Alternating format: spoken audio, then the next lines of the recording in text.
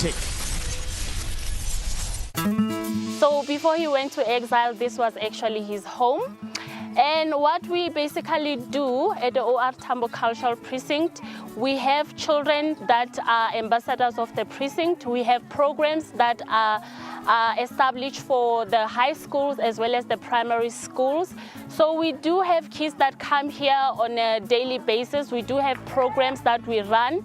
The children normally come here to do their assignments. So we've got people, we've got eco guides as well that actually help the children with their homeworks, topics such as wetlands, ecosystems, biomes. So that's basically what we cover. And we also cover historic heritage, especially Ortambo, because at the Narrative Center, that is actually where we exhibit the history and life of Ortambo.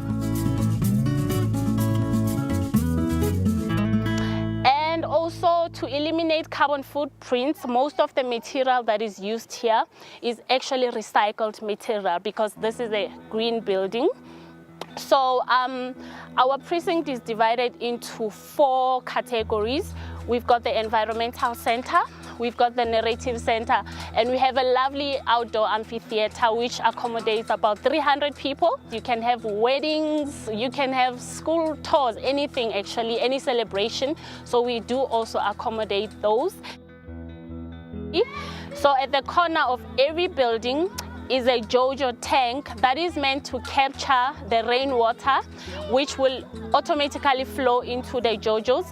And then we've got storages. Once the JoJos are full, the water will run to the storages where we use the water to actually water the gardens, flush the toilets and things like that. And then again, we've got 3 types of waters, which is the one that I've just indicated. That will be the rainwater. We've got the black water that we use. So the black water would be when you go to the toilet, you flush after you've done your number 2.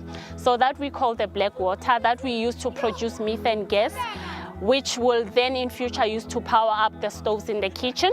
And then the gray water would be water that is contaminated. Also, we store it up and then we use to flush toilets and then we use to water our gardens.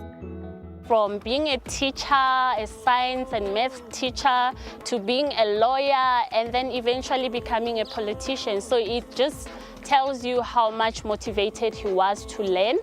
And not only that, even as he was in exile, he actually got funding for other ANC freedom fighters in the olden days to actually go to school and get an education. So he was very much focused on education, as well as his wife, because right here in Watville, we've got an Adelaide Memorial Center. It's an adult center, you know, for people who had never had an opportunity to go to school. So it's an opportunity for adults to go and learn because they were very much passionate about education. So that's the kind of a man that he was. Hectic.